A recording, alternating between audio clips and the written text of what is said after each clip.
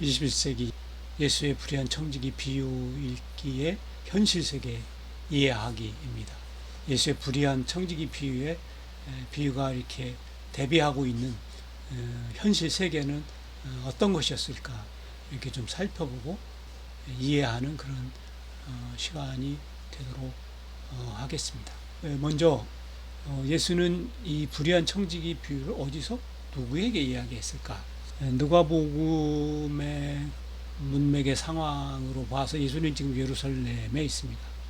예수님은 이 불의한 청지기 비유를 예수를 따르는 이들에게 지금 하고 있습니다. 그렇지만 지금 예수님은 예루살렘 성 안에서 이야기를 했을 것이고, 예수의 이 불의한 청지기 비유의 청중들 속에는 당연히 유대 지역 또는 예루살렘의 유대인 주민들도 있었을 것입니다.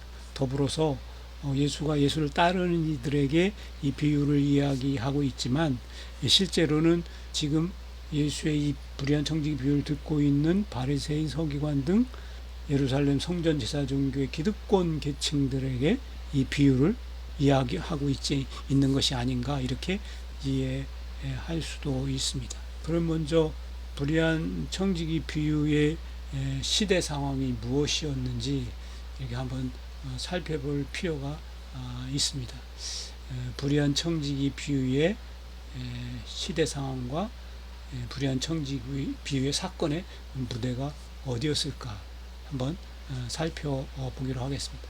불의한 청지기 비유의 이야기 무대와 사건의 상황은 무엇이었을까?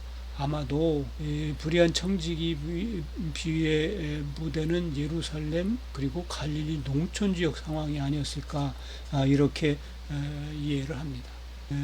예루살렘에 거주하는 부재지주가 갈릴리의 그 많은 농지를 소유하고 마름을 부려서 농지를 관리하고 그 농지의 소작농들을 관리하고 그리고 생산물을 관리해서 이 부자의 대주주의 부를 늘리는 그런 역할을 마름에게 맡겼을 것이다라고 이해할 수 있습니다. 그 예수 시대에 그 예루살렘에 거주하면서 갈릴리의 많은 영토를 농지를 독점한 부재주들의 이야기는 여러모로 전해 내려오는 것들이 많이 있습니다. 예를 들면 유대 고대 역사가 요세푸스의 기록들에 의하면 예루살렘에 거주하는 니고데모라는 사람을 이야기하고 있는데, 그는 대지주이면서 예루살렘 성 안에 큰 곡물 창고를 가지고 있는 대곡물 상인이기도 했습니다. 유대 로마 전쟁 때 그 갈릴리 지역에서 예루살렘으로 진군한 그런 찔로 땅들, 아마 찔로 땅이었겠죠. 반란군들이 봉기군들이 그 니고데모의 곡식 창고를 약탈하고 불태웠다는 그런 기록들도 있습니다. 그 아리마대 요셉이라는 사람, 사내들인 의원이고 대토지주이며 대곡물상이었던 사람을 이야기하고 있기도 합니다. 물론 이 니고데모나 아리마대 요셉이 신약성서에 나온 그 사람들이었는지는 잘 알 수 없습니다. 그 갈릴리의 수도였던 세푸르스에 거주하는 또 사람이었을 수도 있습니다만, 헤롯 왕가의 왕족이었을 수도 있고요.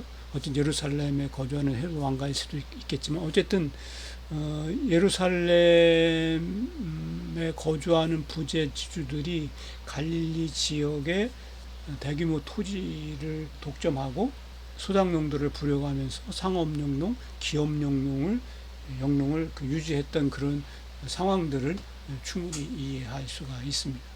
이와 관련해서 그 요세푸스의 기록들에 의하면 갈릴리를 아주 비옥한 곳으로 표현을 하고 있습니다. 갈릴리 땅은 너무나 비옥해서 노는 땅이 없다. 그래서 어디든 농사가 되기 때문에 갈릴리를 구석구석 다 농지로 개간해서 농업 활동을 하고 있었다고 이야기합니다. 또한 갈릴리에는 올리브나무, 포도나무가 잘 자라서 풍성한 열매를 맺고 있었다고 이야기하기도 합니다. 이런 갈릴리 상황, 비옥한 그 팔레스타인 지역에서 유대 다른 지역보다 특별히 더 비옥했던 그 갈릴리에는 이렇게 대규모 상업영농, 기업영농이 이루어지고 있었을 것이다. 이렇게 이해할 수 있습니다. 그렇다면 불의한 청지기 비유에 나타나는 부자는 어떤 사람이었을까? 불의한 청지기 비유의 부자는 아마도 예루살렘에 거주하는 부재지주였을 것이다. 그리고 사실은 이제 이 부재지주들 가운데는 사실은 대제사장을 비롯한 제사장 그룹들도 있었습니다. 실제로 제사장들은 농지를 소유할 수 없게 되었죠.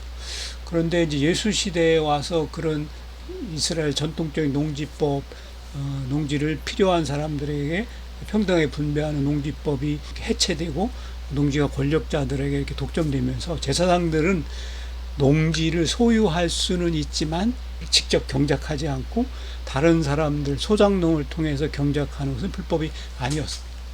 그래서 대제사장들이 예루살렘 성전 제사 종교를 통해서 많은 부를 축적하고 그 부를 통해서 많은 토지를 독점하기도 했습니다. 그래서 그 토지에 소작농들을 부려서 농사를 짓고 생산물을 독점하는 그런 상황들이 비일비재하게 벌어졌습니다. 아마 이 부재지주 가운데는 헤롯 왕가도 있었을 것이고 또 이 부재지주들은 아마도 예루살렘에 큰 곡물 창고를 짓고 대곡물 상인으로서의 역할도 감당했을 것으로 그렇게 이해가 됩니다. 그렇다면 이 불의한 청지기 비유에 나타나는 청지기는 어떤 사람이었을까? 이 청지기를 오이코노모스라고 합니다. 오이코노모스, 문자적인 의미대로 하면 집을 관리하는 사람, 이렇게 문자적으로 이해할 수도 있습니다만은 이 오이코노모스는 그 주인과 상업적 계약을 맺고 주인의 자산을 관리하고 자산을 증식에 도움을 주는 전문 노동자입니다.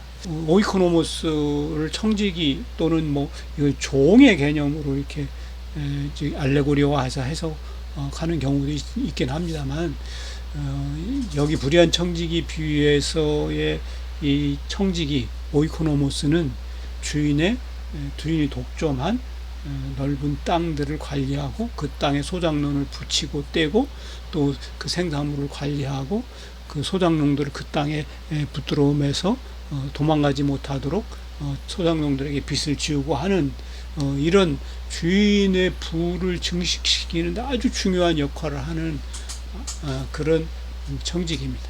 우리나라 말로 하면 마름과 같은 역할을 했습니다. 주인의 많은 땅을 관리하고 소작농을 거느리고 생산물을 관리하며 주인의 그런 부와 자산을 늘리는 일에 종사하는 그런 사람이 오늘 불의한 청지기 비유의 청지기입니다. 그래서 참으로 능력 있는 이 청지기들은 부재지주의 입장에서 아주 귀한 사람이고 아주 수족과 같은, 그래서 곁에 놓고 오랫동안 부릴 수밖에 없는 그런 귀한 직업인 것입니다. 이러한 상황에서 갈릴리 지역의 사회 계층 구조는 어떤 것이었을까? 예수 시대의 갈릴리 사회 계층 구조는 피라미드, 빨대, 착취 구조를 이루고 있었습니다. 물론 이 피라미드형 빨대 착취 구조, 거대 사회 기계 구조는 로마 제국의 전통적인 로마 제국에 맞는, 로마 제국이 제국으로 성장하면서 처음부터 이렇게 구축해 놓은 그런 제도입니다. 맨 꼭대기에 황제가 있고 계층별로 계층이 나누어져 있고 그 계층의 맨 밑바닥에는 식민지, 농노들, 소작농들, 그런 가난한 사람들, 구약성서에서는 암하레츠, 그 땅의 사람들이라고 하는 그런 하층민들이 이렇게 놓여져 있는, 그래서 맨 바닥으로부터 모든 이익과 이윤이 위로 빨려 올라가는 그런 피라미드식 계층 사회 구조를 가지고 있었을 것이다 라고 이해할 수 있습니다. 그래서 갈릴리 사회 계층, 피라미드 사회 계층 맨 꼭대기에는 헤롯 왕가를 비롯한 몇몇 소수의 부자들이 있었겠죠. 여기에는 이제 부재지주들도 있을 것이고, 예루살렘에 거주하는 부재지주도 있었을 것이고, 예루살렘에 있는 제사장 계급 부재지주도 있었을 것이고, 그런 소수의 부재지주들이 맨 꼭대기에 있을 것입니다. 그리고 그 밑에 이제 청지기, 마름 역할하는 청지기, 또 헤롯 왕가의 관료, 뭐 이런 사람들이 그 중간 계층에 있었을 것이고, 소수의 자장농이 있었을까요? 소수의 그 자장농도 물론 이 중간 계층에 들어갈 수 있어요. 그리고 맨 밑 바닥에는 소장농, 농노, 그리고 날품파리들이 존재했을 것입니다. 그런데 이 부재지주의 기업영농, 상업영농에는 이 소장농 제도가 아주 없어서는 안 되는 꼭 필요한 게 소장농들입니다. 이 갈릴리 지역처럼 비옥한 땅을 독점한 부재지주의 입장에서 보면 농노나 날품팔이를 통해서 농사를 지을 수가 없습니다. 오로지 그 땅에 매여서 온 가족의 생계가 오직 그 땅에 매여서 있을 수밖에 없는 소장농들이 가장 높은 생산성을 올려줄 수 있는 계층입니다. 만약 소장농들이 그 부재지주의 땅을 떠나서 유랑농민이 되거나 날품팔이가 되면 그 부재지주의 땅의 생산성이 현격하게 떨어질 수밖에 없습니다. 그래서 마름은, 브리아인 청지기 비유에 나오는 마름은 이 소장농들에게 적당히 빚을 지워서 이 부재지주의 땅에 묶어 놓아야만 합니다. 소장농들의 빚이 터무니없이 높아서 소장농들이 절망하게 되면 이 부재지주가 독점한 땅에서 탈출해서 유랑농으로 또는 날품파비로 전락할 수밖에 없습니다. 그래서 소장농들에게 적당한 빚, 감당할 만한 빚을 지어서 이 땅에 메어놓는 것이 마름들이 해야 될 업무 중에 가장 큰 업무 중에 하나였던 것입니다. 이 불의한 청지기 비유 상황에서 그 마름은 갈릴리의 비옥한 농지를 독점한 부재지주에게 반드시 필요한 존재이고, 유능한 마름을 거느리는 것은 이 부재지주의 입장에서 자신의 부와 자산을 증식하고 늘리는데 반드시 필요한 그런 존재입니다. 그래서 비유 상황으로 비춰볼 때 갈릴리 피라미드 사회 계층 구조 속에서 마름은 중간 관리자의 위치에서 소장농들을 관리하고 소장농들을 이용해서 주인의 부와 자산을 늘리면서 자신도 조금씩 부와 자산을 주인의 부와 자산에서 부스러기를 긁어 모아서 자신의 부와 자산을 늘려나갈 수 있는 중간 자산 계급으로서 굉장히 중요한 위치를 차지하고 있다, 이렇게 이해할 수가 있습니다. 오늘 여기까지 하겠습니다. 고맙습니다.